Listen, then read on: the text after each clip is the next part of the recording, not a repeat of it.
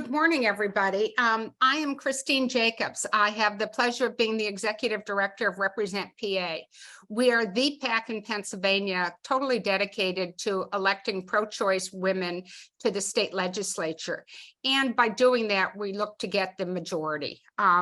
We've in the time that in the 10 years we've been in existence, I like to remind people that our first 3 victories were Leanne Kruger was our first victory, and then another special elections in 2013. We supported Joanna McClinton and Donna Bullock in their special elections. So we've had an influence in races for over 10 years, and we've got a ways to go. We also, when we started, that Pennsylvania ranked 40 something in the United States in terms of share of women in our state legislature. We're at 34 now. We got to get to parity, and that's what we work towards. And the people who've been, I talked to Senator Judy Schwenk a couple months ago, and she just talked about how different it is now than when she started 12 or so years ago in the state Senate, how different it is, and that women are in leadership positions. And of course, we're very proud of our speaker, who as I said, we've supported since her first race. So that's who Represent is. We also, as I was commenting earlier to Representative Parker, that we like to elect women who want to do something, not just be somebody. We've had, in my opinion, we had to do this and work hard on the Democrats because the position of women in the state legislature was poor, both on the Democratic side and the Republican side. And we like to elect people who want to get things done. And we're very proud of the women that we have there.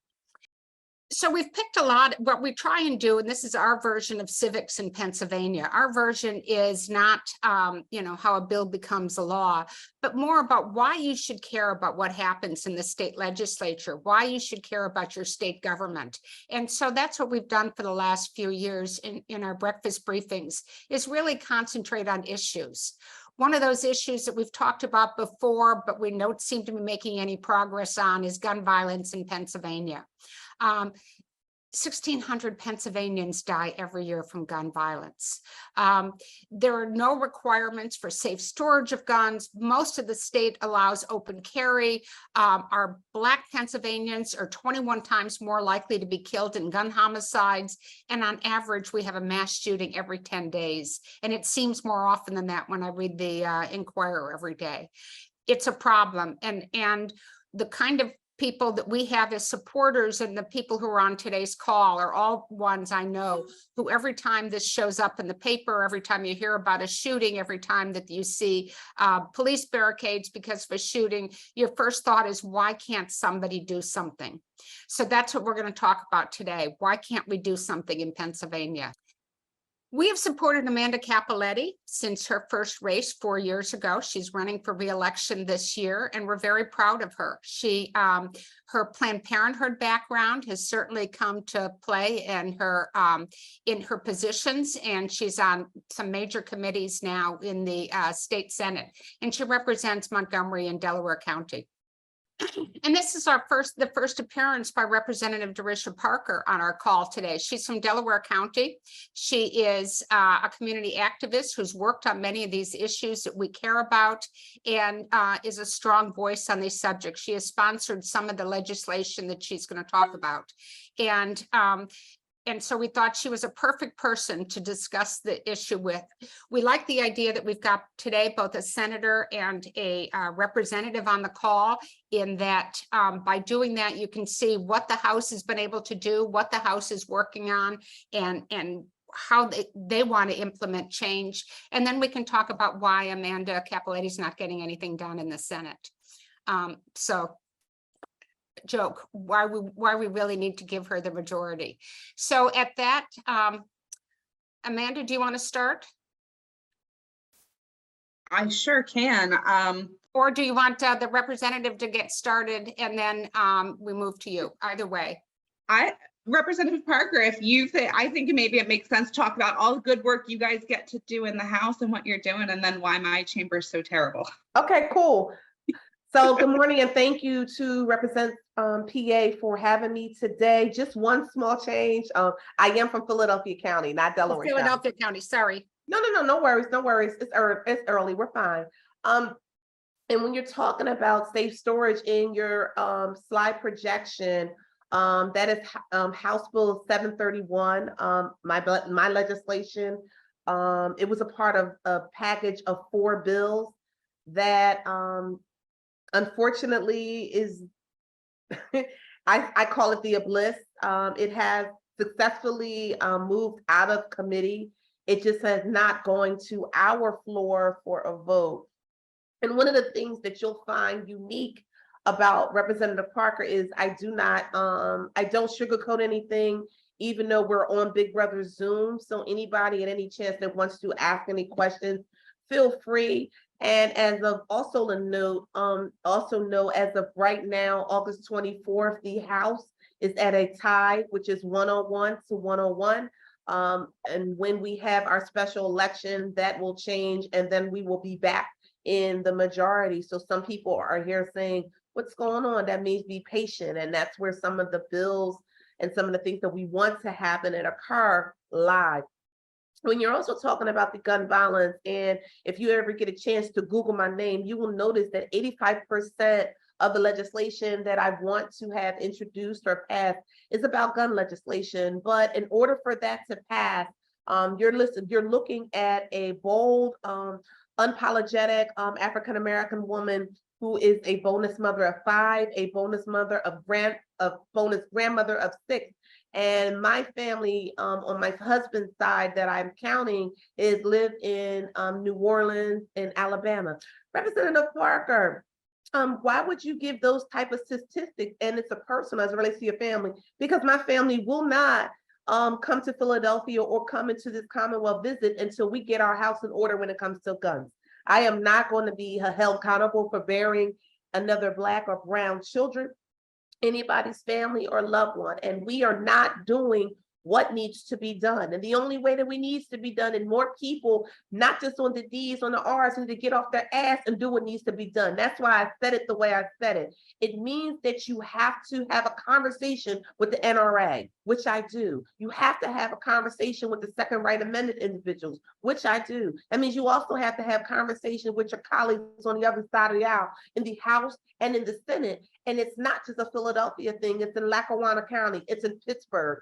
It's in Lancaster. It's in Lebanon. It's in central Pennsylvania. It's in Scranton. It's in Reading. It's in parts of Chester. It's all over our Commonwealth, but individuals want to centralize in Philadelphia because of the fact that it's always the Black and the brown individuals, but there's other individuals that are affected by this gun violence. So why did I give you this whole scope? Because when we're talking about a legislator and I'm 1 out of 101, it is not an easy cookie cutter process. This is not a microwave idea that I can give you that it's going to pass out of the House. We need individuals on here to agitate, to aggravate, and advocate individuals that do not look like you. If you're in the same party and you're advocating that person, that is the problem. We need you to go across the other side and give them those hard fact statistics to let them know that these are the statistics of the individuals in your district, Senator such and such, that have died due to not having your guns in safe storage. These are these statistics from your colleagues, Senator such and such, that have not had a background check and due to certain things have slipped through the cracks. This is your such and such House representative, whatever. And that is the way this conversation has to continuously go. And I urge, and I'm urging everyone, if you're not the type of person that's ready to have your voice raspy as me, if you're not ready to roll up your sleeves and work, then we are in the wrong room. You have to understand it's going to be this type of conversation and have uncomfortable ways to tell you what is the conditions are telling the story. And I do not like how it's being written. I do not like how it's being written. And There are going to be fundamental things and fundamental votes that sometimes individuals like me aren't comfortable taking. But if that means it's going to get me over the finish line, if that means that our gun violence is going to be reduced, if that means I don't have to be nervous on the first day of school, that it's not going to be a bloody Tuesday because of some crazy gun violence or some kind of things that are happening, I will sleep better at night. I will leave my phones out of my room. Once I know that the Senate is actually going to move that bill. And what do I also say? There's individuals by the name of Pittman and his legislative affairs Scott. That's right, I called them out. Those are the two individuals on the Republican side, the legislator Scott and Pittman, the Senate majority leader that has all of our bills. He is the key maker to say if bills happen or if they're in a trash can. So that's pretty much a snapshot of the heavy lifting things that I'm doing, that I'm happy to pass the mic to my colleague, Senator Amanda, who knows how we deal with this on an ongoing basis. That's why I tell everybody, don't celebrate when you see the Democrats at a press conference and we're talking about our bills moved. Don't celebrate when you get a press release that our bills have come out of committee. You celebrate when they come out of the Senate and that they're headed to back onto the House floor, and we vote on it unanimously to go to Governor Shapiro's desk. That is the test. That is the task, and it's long. Hope you got your popcorn, take off your stilettos and your pumps and your pretty jewelry, because you're going to need some sneakers, because you're going to have a lot of running and walking and things to do in order for these concepts to be on somebody's bill for a signature that's going to come into law.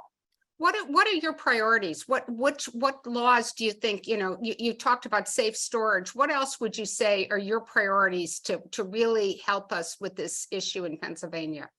Well, I talked about self-storage for a main reason. I know I'm going to have to rework safe storage. And that's just having a real conversation with individuals from the Second Right Amendments, from some gun owners. And why is because when you're talking about our safe storage bills, it does come with a penalty if a crime or some incident occurs and your firearm and your bullets were not safely stored. And what we have been finding is individuals who are legal gun owners don't like the category of being penalized for what's really happening in the illegal world. So I literally am going to have to rework my legislation, which I'm open and willing to do, is by sitting down, having another conversation with the Second Amendment group, with the NRA and the FOP. Why do I keep mentioning those names? Because these are the people that are making things not happen in our Commonwealth. They have the purse strings to make things appear and disappear. So you have to make these uncomfortable conversations after many people watch the craziness on the Republican stage, but you have to think about the politics versus the policy to get things accomplished. Thank you. You're welcome.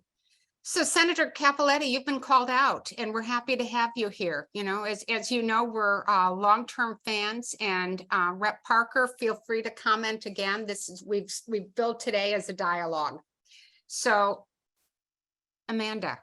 Yes, thank you so much, Chris, and thank you, Darisha. You are so passionate and I love it, because when I ran for office, you guys, and talked about gun violence, it impacted me differently than it does now, and I'll speak to that in just a moment. But I talked about the fact that I was part of that generation that that saw Columbine happen as a kid, and then it just kind of grew and grew and grew. And I remember, as many of you probably do, exactly where I was and what was happening in my life. Like I can still see very, very vividly in my mind where I was when we found out about Newtown up in Connecticut. And I thought, this is it. Like, we're finally going to do something, because, pro-life and whatnot, the babies are sacred. And apparently they're not as sacred as the quote unquote right to a firearm. And we continue to see children, babies, sacrificed for the right to own a gun. And it is something that I will never give up on, because if you were on when I first got on, I mentioned I'm still figuring out timing because I have an almost 6-month-old at home. And I don't want her to grow up with that trauma reaction that so many children are growing up with, to become numb to the idea of mass shootings, to have that trauma reaction and fear of what happens, and having to do all of these drills, mass shooter drills, bombing drills, all of those things, which slowly got started in my generation. We had some of those drills, not a mass shooting one, but we certainly had, you know, drills about what we do and where we go if, you know, there's a bomb threat of some kind. I don't want that for her. I don't want that for anybody's child, but since having my own little one now, it just hits me a little bit differently. So the first thing I did after I was sworn in, the first piece of legislation I did was safe storage with Senator Steve Santerciero. It is the first piece of legislation I introduced in this current session. It will be the first thing I do every session moving forward until we get something done. I refuse to back down on this fight. I come from a gun owning family. I married a veteran. He owns a weapon and it is safely stored. All of the things, right? Like, he is trained. I have never shot it. I don't know what's happening. Like, it is not for me. I have never shot it. I don't know how to use it. I'm not going to touch it. It's safely stored away. And from the time I met my husband till now, like, we have these discussions. You have likely heard me say on the floor of the Senate, my husband's texting me right now, because for God love him, he watches session every time we're in, with ideas and what's happening. Why are they saying this? So that goes to like what my chamber looks like. Right now we have, well, a quasi majority in the House, right? We know that, you know, knock on wood, we're going to get that majority back after our special session. Not going to say anything to jinx it, but we don't have that in the Senate. So the really good things that we do see, something coming out of committee, because I know Representative Briggs, who is the chair of Judiciary, has been trying to do something. Yes, Darisha, Tim Briggs, good friend, and has been trying to do something for as long as I've known him on gun violence, and probably since he's been in the legislature for some time now, and been working in politics even. So, you know, he's doing that. And we know Leader McClinton or not Leader, Speaker McClinton and Leader Bradford, Speaker, you know, we know that they are on top of these issues and wanting to push them forward and pass them out of the House. The problem is my chamber. Somebody asked, I think it was a woman named Stacy, asked about, isn't there a Republican? Aren't there Republicans in the Senate that we can work with? Sure, but they're rank and file members. They are not leadership members. And the way that it works is leadership determines what bills move and don't move. The chair of a committee might be able to move something out of committee, but then it dies and doesn't actually go to the floor if the leadership doesn't want that bill to pass. So as Chris said, our targets are Joe Pittman and Kim Ward. Probably I would both of them at once, get to them. I will tell you, Kim Ward was a vocal proponent of the open carry law for all of Pennsylvania, and stood there and said that it made no sense that gun owners couldn't just carry their weapon, or that they could get in trouble because they have their weapon on them but forgot to renew their license. That's not fair. We shouldn't be penalizing somebody for a simple mistake. That was her point.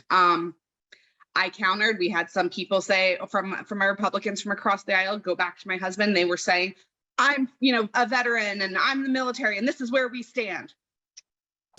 Well, let's talk about what it really looks like on a military base or a military ship. My husband served in the Navy, so he was on a large aircraft carrier, but on the bases, on the ships, you don't just get to carry a weapon to carry a weapon. Those weapons are regulated, who has them and when. They know who is supposed to be carrying a weapon. So it is not open carry, wild west on our military bases either.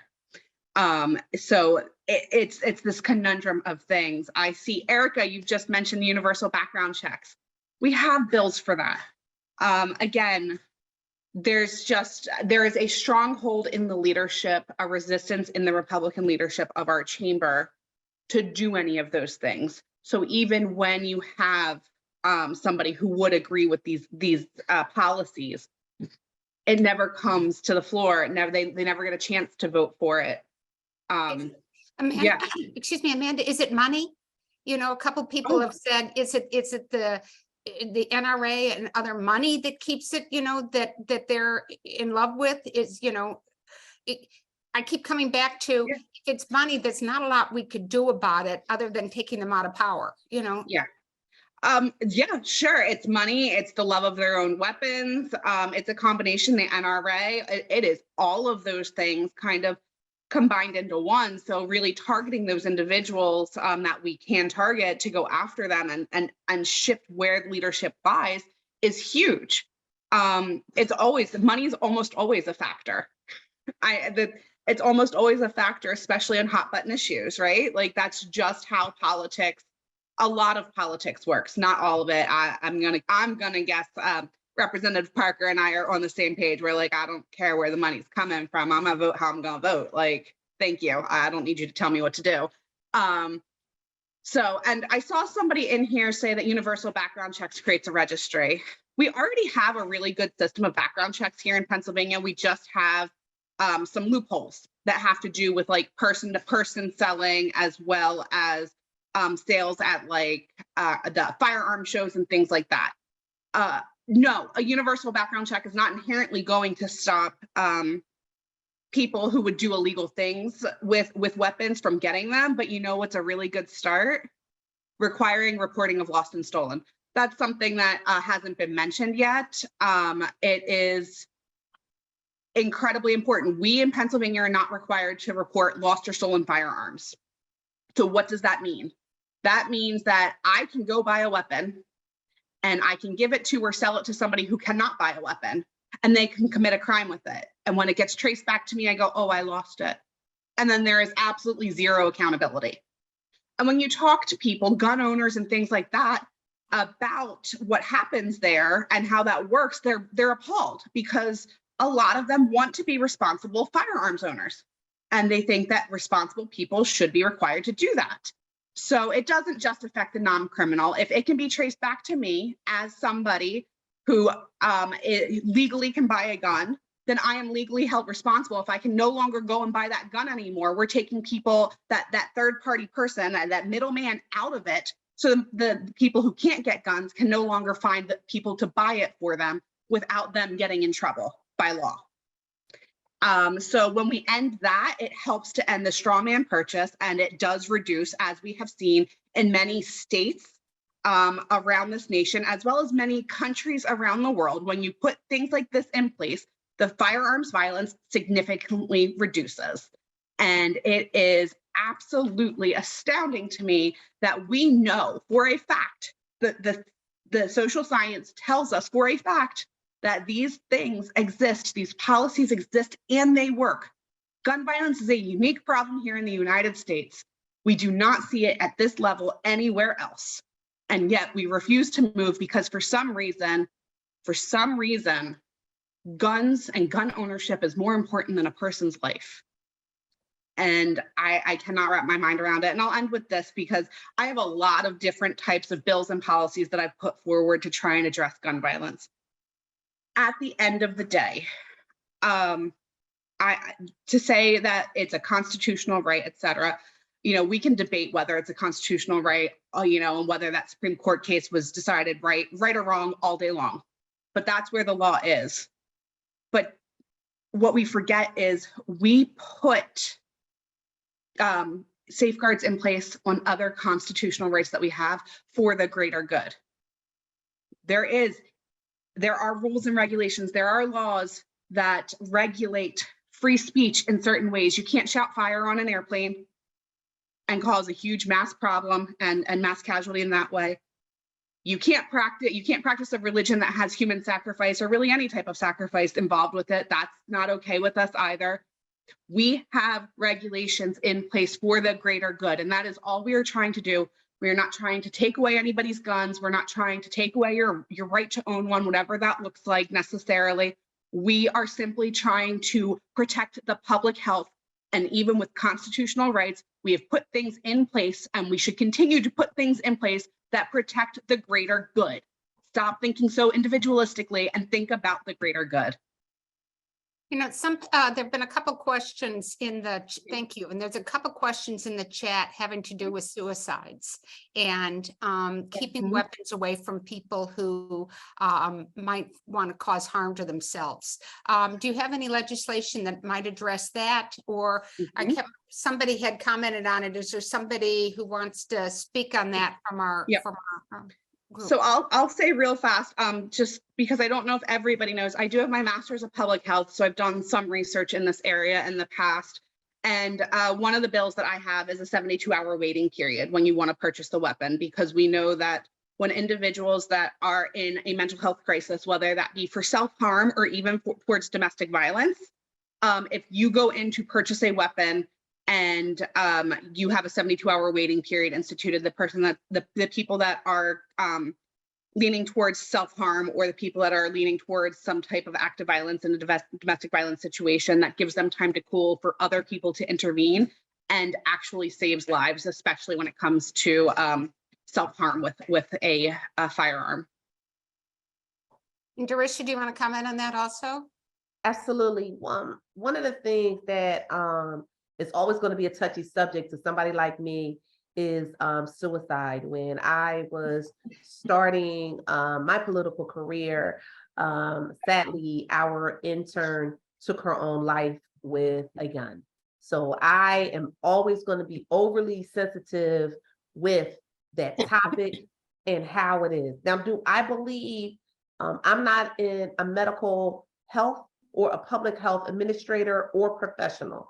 I am a legislator who used that circle of influence or just that circle of experts to educate me on that. We do not have the answers. Senator and I do not have the answers when we're talking about suicide.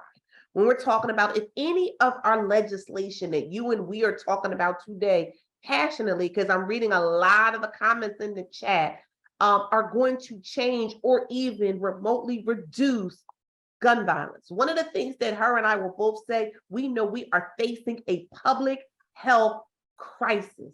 Public health crisis. Epidemic. Call it an epidemic. That's what it is. Yes, it's an epidemic that individuals in government are always thinking that we in government are going to solve the ills in life.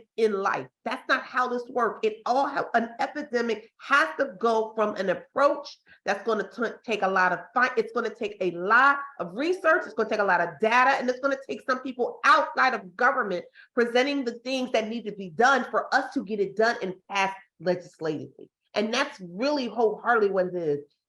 My heart always goes out to individuals when we're talking about this passionate topic, when we're talking about gun violence. And I think if more individuals understand the trauma, understand that it comes from an approach that you have to involve the individuals who are in the mental health and who are in the health profession to talk about and really look at our legislation to see how it's going to have and what type of outcomes is going to come. We're just going to be talking about this every year. And her and I are to the point that we're going to be hoarse because we don't want talk, we want action. And the only way we're going to have action if there's individuals on this platform beyond demand our legislators to make these laws pass.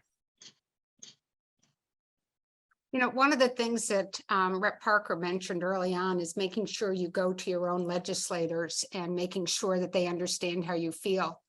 And I obviously, I really support that. But as I've said many times on these calls, I live in Philadelphia. I'm supported by, you know, my legislators are Democrats, are always going to be Democrats, and they're always going to vote in the way that I like it 90% of the time. But it can't influence Pennsylvania.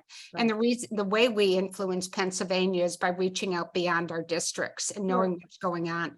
So one of the questions somebody had in the chat was, is the Senate flippable? And we're working with the SDCC on 3 seats. You know, it's a 22-28 count right now in the state Senate, but if we could get to 25-25 and the lieutenant governor votes with the Democrats, we could get legislation passed and we could put things on. And so we've highlighted in the chat 3 seats that are they're going to be hard and they're going to take a lot of money, and there aren't, one of them we think we know who the candidate's going to be and we're very happy who it is. The other 2, we're waiting to hear who the candidates are going to be. And they may be women that, I've been lobbying that we get behind some women in those races, and it may be, but the most important thing for all of us is that we flip those seats, and so that we could get to a tie or possibly the lead, so that some things can get done. Yeah. I like the comment in the chat also, and Amanda, I know you commented on it, about some legislation in New Jersey that has had an effect, that if you just limit people to 1 gun a month. I think the takeaway from this is, I think Darisha and I are on the same page. Like, we've talked about things we're really passionate about, but like, we will support whatever measure somebody's putting forward that is aimed at addressing this issue. If it's limiting the purchase of handguns, if it's limiting the purchase of ammo, or within a 30-day period, like whatever that looks like, banning AR-15s and what have you, any of those issues. It might not be my bill, that might not be something that I'm super that's the way I would necessarily want to address the issue. But if it is going to help, if there's evidence, if it's an attempt to try and address this issue, like, I will support it. And the answer, as long as that answer is that more guns means more safety, because we know that that is absolutely wrong. More guns does not mean more safety, or we'd be the safest damn country in the world right now. So as long as that's not your solution, I'm willing to work with you and figure it out, whether it's that or something else. I've just talked about things I'm real passionate and know a lot about, but like, I'm happy to look at whatever else is being proposed. But I think also, to the senator's point, that a lot of people, and her and I, do not get on this platform and beyond, her and I don't get to support that the second rights, because there's a lot of them in this thread, that the second right individuals, and those are the folks that are always attacking Senator and I, that we're going after their rights. We're not. We're asking those second rights and everyone else to join forces with us, so that we can get these laws and these bills passed, so that everyone collectively is safe. And the problem with this conversation is the fact that everybody on this thread are legal.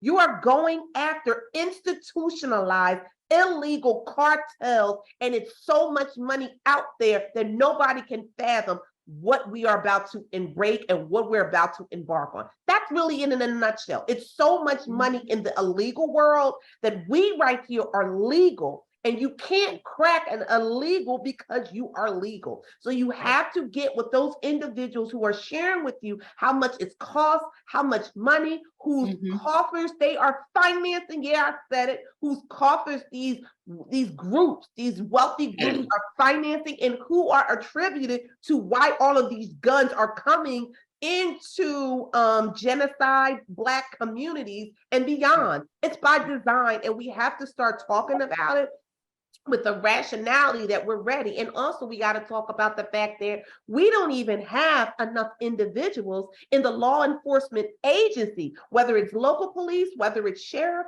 whether it's marshals, everyone in those agencies to do the enforcement that we're talking about in the illegal world. So when you have a limited individuals who are doing illegal things, you are now asking the general public to put themselves at risk when they see illegal behavior. That's what we're faced with. So then I always have a conversation. If you see something, say something, like 215-686-TIPS. You could do an anonymous tip and nobody knows who you are. You could do it on the safety of your phone if you're worried about it being traced by email. I always give that information out. And the senator will tell you, it's interesting what happens when we attend our community groups, how many people are there after a gun shooting? How many people are there after a carjacking? But let me go visit the same community group weeks later, not that many people. That's the problem that her and I face. You got to have the level of commitment every single meeting, every single outreach, door-to-door type of thing cannot be because of our election. It has to be intentionally beyond every 6 months in order to change the culture, how individuals look and appear at gun violence. I have women right now, 65 and older, taking gun classes, taking safety classes, because they are going to be licensed to carry, because they're saying they are a widow in their home and they are concerned about their safety and well-being. Right now, when you and I leave our house, and I'm talking to you, Christine, when we leave our homes in Philadelphia, I should not have to think in my brain, I'm wearing the wrong glasses. I should not be wearing this makeup. I mean, this type of jewelry. I cannot carry this pocketbook. Why am I wearing shoes? That is our mindset in Philadelphia because of what is happening when we're talking about the criminal element as it relates to gun violence. That's why individuals now are more prone to do Zoom, and that's the trauma, because you are fearful of your lives when you walk across that threshold. That's what I'm saying we need to be addressing. But it's also just the prevalence of guns. I live not too far off South Street, and a year or so ago, there was somebody who got mad at somebody else, and they had a little tiff on the street, Yes. alcohol involved, whatever. And so one of the people pulled out a gun, shot somebody, and then other people in the crowd just pulled out guns and started shooting. And it's the kind of thing that back in the old days, when I was young, people might have thrown a fist, but you reach for the gun if you have it. And so when you talk about people my age getting guns, I'm not sure that's a good idea, because I don't trust me. For me, I'm not going to judge what age a person should be deemed to be a licensed gun owner, as far as your protection and safety. Why? No, I agree. I just know that I wouldn't want me to walk around with a gun. I got you, but Amanda, Senator, and I are dealing with individuals on a daily basis that are really thinking about, their life and well-being, and guess what? I'm going to take gun safety classes. You still got to learn about the line of work that you're in. I talk to these individuals all the time, and I'm looking at the statistics and looking at how many individual legal gun ownership is going up, and what are the age connected and the demographics connected it. And you also mentioned South Street. One thing I'll tell you, it's because of that zip code and the fact that it was a national attention of a tourist attraction, that's why the individual was apprehended and caught quickly. Oh, no. I completely understand that I live in a zip code where they pay more attention to it than others. I own up to that, but that's also why I do the work that we do. And I think one of the things that I want everybody on this call to really hear is the passion of the two speakers that we've had, and also the passion of the people who put their comments in the chat, because we talk a lot about reflective democracy, and I know what my neighborhood is. I know what zip code I live in. I know how, that we get better police coverage than a lot of other areas, but we have a wide variety of people that we support, and we will not be a better Commonwealth. We will not be better citizens until all people are reflected in our legislature. That we have the passions of Darisha talking about her neighborhoods. We have the passion of Amanda talking from her public health background and as a new mother, and Darisha, you talking about being a mother, and all of the things that we all individually bring, and all of the differences. Until all those differences are reflected in the state legislature, we won't have the government we think we should have. And because and so that's one of my passions, obviously. I think it should. And I think as people are, and between the senator and I, we are literally looking at a lot of the comments in the chat, and she and I were both look, we got thick skin, and we know that this is the most uncomfortable conversation. We know that we have supporters on this thread, and we know we have people who think that we're just rambling rhetoric and feel good type of notions. That's not why we're here today. That's not why we don't get up early in the morning. We're here because we know this organization beyond this platform is committed to a solution and want to find out where are some of the pitfalls and the stalls so that they can be supportive in educating individuals beyond this thread. And I think it's a good type of conversation for more people to have. But then my ask is, what are you ready to do after we leave this Zoom today? Are you going to contact your representatives from the House and the Senate, counter to the Republicans, to say, we need to have this conversation? There's Parker's bills that are stalled are not moving. Senator's bills are what are you guys prepared to do, and how serious do you want to be in this seat? Because if not, we're going to vote your asses out. Those are the conversations that Rep. Parker is ready to hear, and how serious and committed are individuals going to be saying if we could talk about education, if we could talk about poverty, we could talk about everything like this.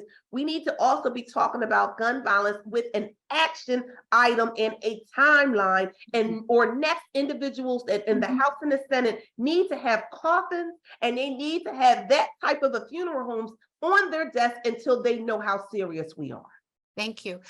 We had one of our one of the people who's in the chat, Evelyn Ferguson. I think we've opened up your mic. She'd like to talk just for a minute about public health, and I think that's her field. So did we open up her mic? Hello. Hi. Hi, my name is Evelyn Frierson, and I am a citizen of Philadelphia, and I am a public health professional. I want to thank this committee for allowing me to speak. I'm very concerned about the gun violence in Philadelphia. Darisha Parker, do know that we had gun violence. I live in the neighborhood where we had a shooting where teenagers got shot at the Sturgis playground. This is concerning. Philadelphia is certainly in a crisis. And I'm not sure, I know that, Darisha Parker and others are talking about the legislation. We all know about the legislation. They won't move on this legislation with gun violence. But my question is, what do we do now in this crisis? As a public health professional, I am concerned. I'm a part of the American Public Health Association. We are addressing the gun violence. And I would like to see some individuals that's on this committee to be at the American Public Health Association, where you can stand. And Nancy Pelosi has been at our American Public Health Association meeting, where we can get some solutions, and they address some solution. One of the things I just want to say that there are solutions today, and I feel that we should have been in Philadelphia had a curfew for our teenagers at 10 o'clock. Our teenagers are laying idle. Some of them do not have anything to do.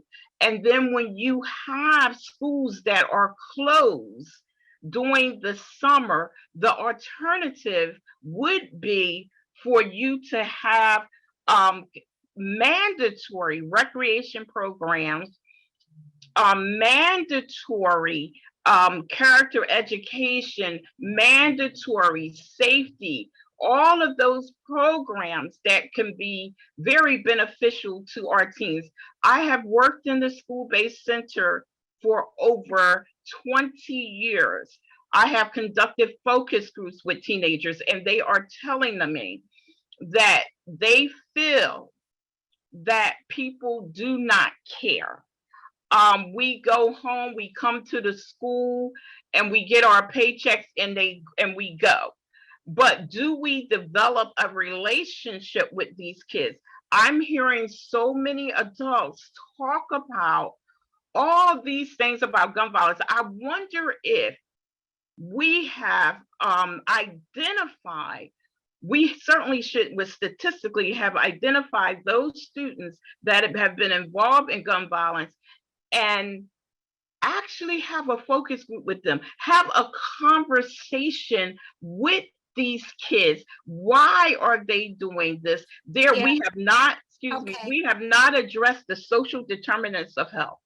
Thank you very much. And I know that these are issues that Sherelle Parker wants to deal with as mayor, to bring in these voices. And I just wanted you to be able to speak, so we hear from constituents that this is really important to all of us. The mental health and all of these issues are all things that we have to deal with going forward. And thank you for talking. She said, but one of the things she did, she touched on a lot, but a couple of things where she talks about kids thinking people don't care. And one of the challenges I always say to individuals on these platforms, at minimum, if you don't know 5 to 7 people on your block first and last name and you're not involved in your community, then how do you expect individuals like us to do their job? So a lot of the things that she talks about, it starts at In home. neighborhoods, And right? it talks about responsibility for parental responsibility. I have legislation that is addressing the parental responsibility because it can't just be on one end. It has to be every party, and all parties have to be involved. And you're right, we are not the expert. That's why I make sure when you look at the makeup of my staff that I'm not the only person there, that I have individuals on my staff that are millennials, that are younger, so that we can connect. Because there is a language that's being spoken in these streets, in these classworks, that people on this Zoom right now do not know what they're saying, don't know what the codes mean, and don't even know the rooms and the platforms that they're on to talk about things that are saying. So right now we're dinosaurs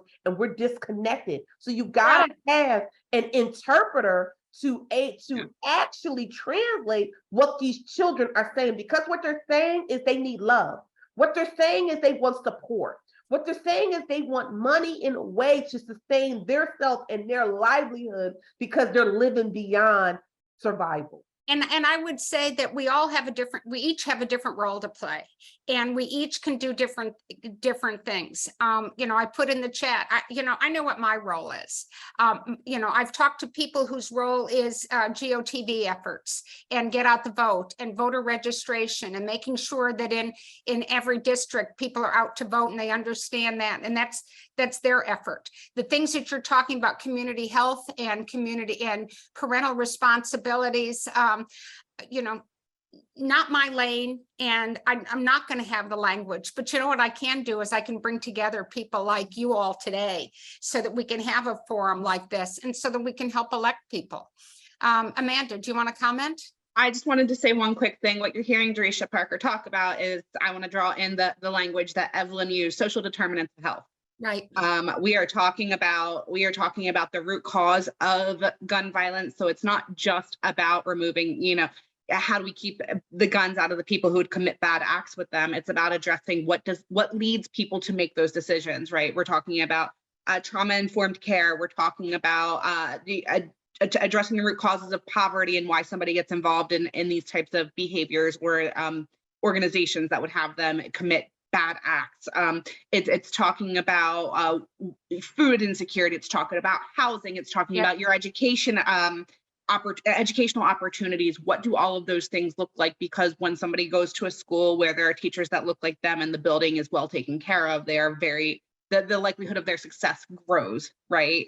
And we know that that's not always the case for a lot of people. And I represent a school district where that's not always the case. I have a very underfunded school district in my district. So that's what we're really getting at, the public health, social determinants of health, and really trying to address those root cause issues. So it is not just a one-pronged singular focus of regulations around guns and firearms, although we should do those things. We also need to talk about the other stuff. And it's not just mental health, you guys. I don't want that stigma to get attached with gun violence. No, there are many other root causes. Mental health is certainly an issue, but often when it is mental health related, it is self-harm. It is not inherently these mass shootings that you see coming from somebody who's suffering from a mental health crisis. So don't want to confuse all of those, but that's what we're doing, the social determinants of health and addressing the root causes of those types of things.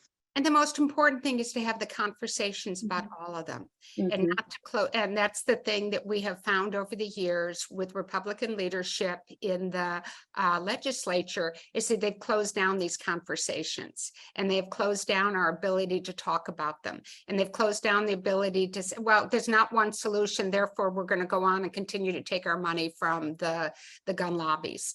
And I think that the important thing is, the conversations that our House chamber has been able to have this past session, where they've actually been talking about some of these issues where the leadership would not even allow the conversation. It's a different topic, but it was only in the last legislature that they actually used the word climate change in our environmental and energy committee, because they only ever talked about drill, baby, drill. And it's the same thing on these issues, that until we had different leadership on the committees, we couldn't have these conversations. Everything's not going to get solved right away. Everything is not a legislative solution. But oh, by the way, let's talk about funding in our schools so that we can get at what we were just talking about, the social determinants. I want to thank both of our speakers today. I think that they promised me a lively discussion, and they gave us a lively discussion. And I really appreciate, one of the things about Represent supporters is the number of comments that show up in the chat, and it shows that you're engaged. It shows that you care. And now let's make a real difference. So thank you to our speakers, and let's go to our final slides. How are we going to 2023 is not an off year. It's not an off year. We have, the House, we keep having special elections. But I mentioned earlier what the count is in the Senate. We have 3 seats that we know are going to be flippable. We're waiting to hear. Last cycle, we invested $700,000 in races. We hope to top that this year, but it is not an off year. Next slide, please. We've had 2 special elections so far this year, which have enabled the Joanna to stay as speaker. We have another, we have a 101-101 split right now, and we have another special election coming up in Allegheny County on September 19th. And Represent is proud to have supported Lindsay Powell for that race, and we continue to watch it so that when the House comes back into session in September, Speaker McClinton is still Speaker McClinton. Next slide, please. And of course, learn more about us, volunteer to help, volunteer to support us, send us money. And we're planning I've got breakfast briefings coming up in September, which will be announced soon, talking about education and education funding and school board elections. We also, which is not our sweet spot, but we have such an interesting and interested group of on our mailing list that we like to talk about a variety of subjects. And we're putting together a trip to Harrisburg for 50 or so of our donors who want to come and watch our legislators in action. So thank you very much. Thank you for being on the call. Thank you for caring, and onward. Thank you, Darisha and Amanda. You're wonderful. So we appreciate the support. Thanks for having us. We are honored to be here. One challenge that I would definitely want to make sure that your group has is civics. I think a lot of people think about it, but they don't understand how it works. Understanding that there's an executive branch, a judiciary branch, and a legislative branch, how all of those works and how we can get individuals, not just in after the flipping of the seat, but understanding what the flipping means when individuals don't do and that. And that's one of the things we want to talk about when we come to Harrisburg also. But one of the things that's interesting in Pennsylvania is that we have a very we have a full-time legislature, which many states do not. We also have the biggest full-time legislature in the entire country. But one of the things that we like to talk about, though, is how things get done, and the fact that in Pennsylvania, in Texas, for example, it's a very governor-centered government because the legislature only meets every other year. There are just so many things that the governor can't, people think that they just elected a Democratic governor again, so why isn't everything getting done? And it's because so much power exists in the legislature, and that's why that's our focus. Thank you. And I can't wait to see you when you come to Harrisburg. We'll be there. We'll let you know. All right. Take care. Bye-bye, everybody. Bye-bye. Thanks, everyone. Thank you.